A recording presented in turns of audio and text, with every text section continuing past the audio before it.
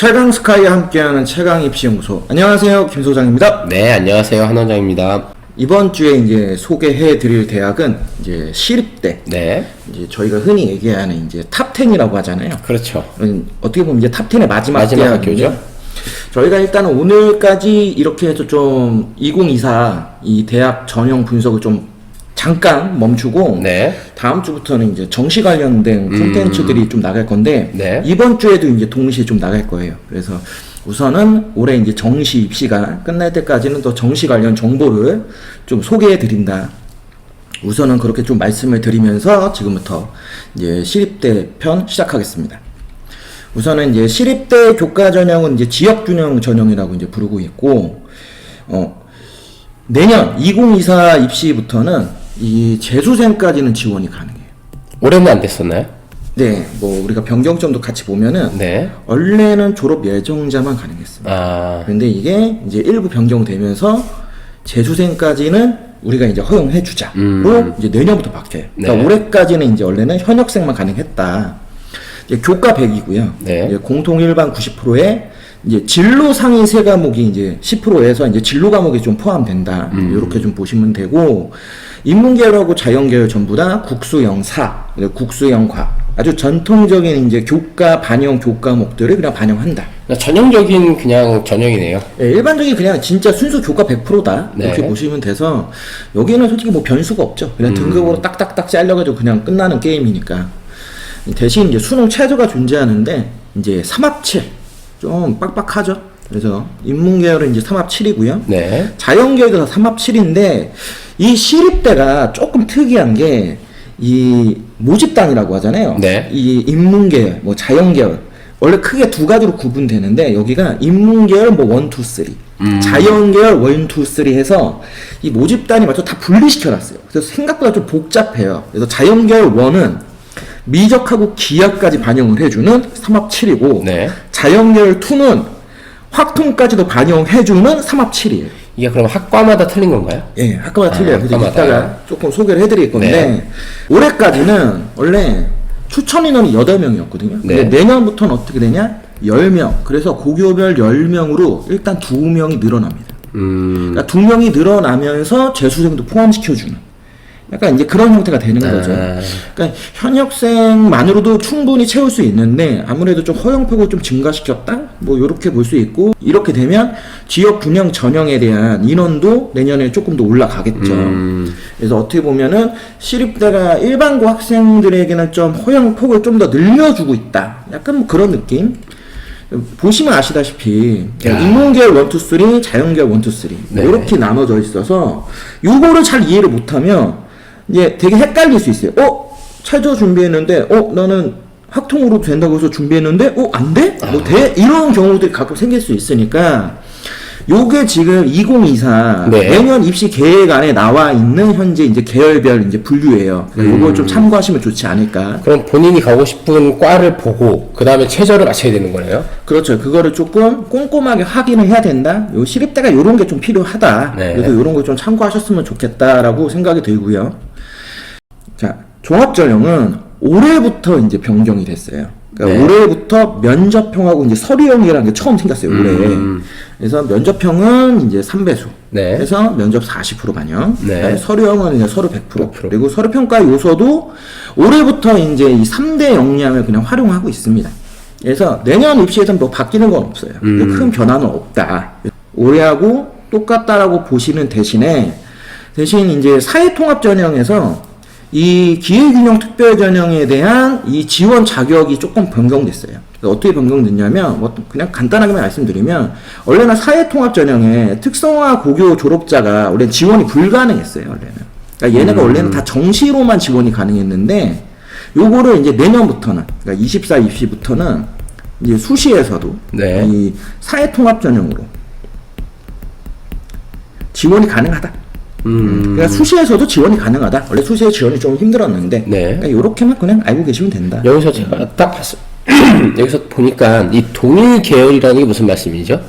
동일 계열이라고 하는 거는 이제 특성화고 학생들이 대학 진학을 할 때 활용하는 이제 특별 전형인데, 네. 이 특성화고 학생들은 고등학교 때 학과가 우리처럼 문과, 이과 이런 개념이 그렇죠. 아니라 뭐 전기과, 뭐 기계과, 뭐 이런 계열이에요. 원래는 이제 공고, 상고니까. 그렇죠. 그러니까 얘네가 대학 진학을 할 때 같은 계열로 상위 대학 학과를 지원한다라고 하면은 이 특성화고 특별전형이라는 전형을 허용해 주는 거죠. 그러니까 이 특성화고 학생들끼리만 경쟁하는 전형이다. 그냥 그렇게 좀 이해하시면 될 것 같아요. 근데 실제로는 이제 저희 영상을 보시는 대다수 학부모님들 중에서 이제 특성화고 그렇죠. 출신의 자제분을 데리고 있는 친구들이 별로 없다 보니까 네.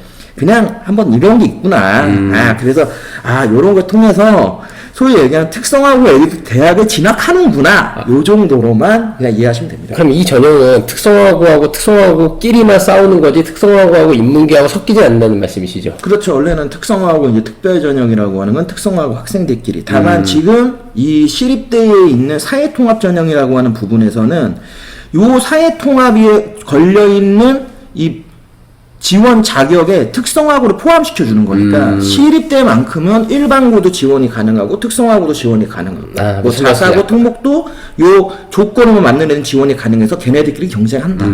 이렇게만 좀 생각하시면 될 것 같아요. 네. 이제 정시 얘기를 좀 하면은 그냥 수능 100%. 예, 우리 한 원장님이 제일 좋아하는 수능 깔끔하죠. 100%. 네. 예. 대신 이제 계열별 수능 반영 비율이 되게 특이해요. 그래서 요거는 제가 이제 변경점에다 적어놨는데 네. 요렇게 봐도 솔직히 무슨 말인지 좀 이해하기가 예, 어려워요. 그러니까 무슨 쉽게 말인지 얘기하면은 그래서 영어 같은 경우에도 인문계열 1, 2, 인문계열 3, 자연계열 1, 2, 3, 음악, 산업, 환경, 스포츠가 전부 등급별 점수 반영이 다 틀려요. 다 틀리네요. 그래서 이런 것들의 방식의 차이들이 있어요. 그래서 시립대를 그냥 일반적인 저희가 그냥 정시 그냥 뭐 등급 점수로만 딱 계산하려고 하면은 이게 오차가 심해요. 그래서 입시 결과를 볼 때도 이 시립대는 입시 결과가 그냥 평균 컷 자체니까 네. 좀 혼란스러운 부분들이 있어요. 각각에 맞춰갖고 막 그렇게 계산해 놓은 게 아니니까. 그래서 이제 시립대만큼은 지원할 때도 계열을 좀 꼼꼼하게 따져봐야 되고 계열에 맞는 이 등급 점수, 특히 영어 같은 경우에 워낙 그러니까 시립대가 영어에 대해서도 보시면 아시다시피 등급 반영 점수가 꽤 큰 점수대에 포진되어 있는 게 있어요. 예를 들어 인문계열 3는 1등급이 250점. 250점. 와. 뭐 다른 거는 150점 막 이런 식으로 계산되는데 그러다 보니까 이게 다 틀리다. 탐구는 그냥 일반적인 이제 100분위 활용해서 네. 대학 자체에 변환 표준 점수 활용하니까 그냥 그대로 맞추면 되고 한국자도 전개요. 그러니까 영어에 대해서는 이제 등급별 점수 반영이 계열별 틀리다라는 게 좀 특징이다. 그래서 시립대 써놓고 요런 거 이제 보기가 좀 어려우니까 굉장히 까다로워들 하세요. 그런 부분이 있다. 이렇게 좀 생각을 해주시면 좋을 것 같아요. 그래서 요것도 이제 반영 영역도 계열별에 맞춰서 다 틀려요. 야, 이거는 네. 무슨 경우의 수가 굉장히 많네. 그러니까 인문계열 1,2냐, 인문계열 3냐, 자연계열 1,2냐, 자연계열 3냐에 따라서 특히 이제 수학, 네. 탐구가 뭐 학통까지 다 허용이 되냐, 학통은 안 되냐, 사회, 과학 계열 둘 다 가능하냐, 아니면 과탐만 가능하냐, 아니면 사탐만 가능하냐, 뭐 이런 식으로 분류가 다 되어 있어요. 그래서 요거를 조금은 잘 봐야 된다. 이런 것들이 굉장히 중요하니까 시립대를 지원할 때는 이런 걸 좀 생각을 하셔야 되고, 특히 인문계열 같은 경우에는 제2외국어하고 한문은 탐구 영역 대체 불가예요. 그래서 여기는 이렇게 대체해주지 않는다. 이런 것도 조금 기억을 하셔야 될 것 같아요. 그래서 조금 특이하죠. 다른 학교들 정시보다 조금 애매한 것 같기도 하고 조금 복잡한 것 같기도 하고. 복잡하네. 네, 계산할 때 네. 조금 짜증나는 부분. 그러니까 애들이 학생들이 아니면 학부모님들이 그냥 시립대 이름 네임밸류 좋잖아요. 이름 좋은데 그냥 아무 생각 없이 시립대를 쓰면 그죠. 쓰기엔 좀 허들들이 있는 네. 거죠. 내가 지금 해놓은 반영 영역하고 조건이 안 맞으면 지원이 안 그러니까. 되는 학과들이 존재한다. 특히 그게 자연계 친구들 입장에서는 되게 짜증날 수 있죠. 예를 들어 인문계열 3에 소속되는 학과를 내가 쓰고 싶은데 여기는 사탐만 반영해줘. 그러니까. 그러면 자연계열 애들은 원래는 하이브리드로 다 교체가 그렇죠. 됐었는데 안 되잖아. 그러니까 그런 것들에 대한 이제 허들들이 존재한다. 그래서 시립대가 뭐 요런 것들을 또 잘 이용만 하면은 오히려 그 경우의 수를 확실하게 계산할 수 있죠. 그렇죠. 대체할 수 있는 애들이 못 들어오면 확실히 경쟁자들이 나랑 동일한 애들이니까. 그러니까 그런 것들을 활용하면 오히려 또 시립대가 저는 개인적으로는 인문계열 친구들한테는 조금 유리할 수도 있다. 특히 뭐 인문계열 3라고 불리는 계열 쪽에 지원할 때는 뭐 이런 것도 충분히 가능하지 않느냐. 야, 그러니까 이걸 딱 보니까 예전 전형하고 현대 전형하고 약간 섞어놨네. 네, 혼재하는 것 같아요. 그러니까 기존에 있었던 어떤 예전에 수능 형태에서 반영하는 그쵸. 그런 어떤 좀 부분을 조금 가미를 해서 우리는 뭔가 조금 유니크하게 가겠다? 약간 이런 느낌? 그러니까 예전에 문과면 문과, 이과면 이과 정확하게 이분법이 됐었잖아요. 그거랑 요즘 혼합해가지고 이제 섞어놨네. 근데 이거는 좀 활력만 잘하면은 상당히 좀 기회적 요소가 될 수도 있어요. 그러니까 그런 것들을 좀 참고하시는 게 좀 중요하지 않느냐 해서 좀 보여드리는 거고. 네. 뭐 오늘은 좀 짧습니다. 뭐 시립대 관련해서 특이하게 뭐 변경점이 많이 바뀐 게 있거나 한 건 아니기 때문에 일단은 그래도 기본적으로 시립대가 아까도 봤지만 지원할 때 어떤 계열이냐에 따라서 내가 수능 영역 그리고 최저라고 하는 거를 어떻게 조합을 할 거냐 이런 것들은 조금 생각을 잘 하셔야 될 것 같고 특히 시립대 종합전형에 대해서는 저희가 이제 경쟁률 분석까지 제가 한 번 더 말씀을 드릴 건데 다른 학교랑 틀리게 시립대가 굉장히 특이하게 입시 결과를 오픈할 때 꼭 하는 게 하나 있어요.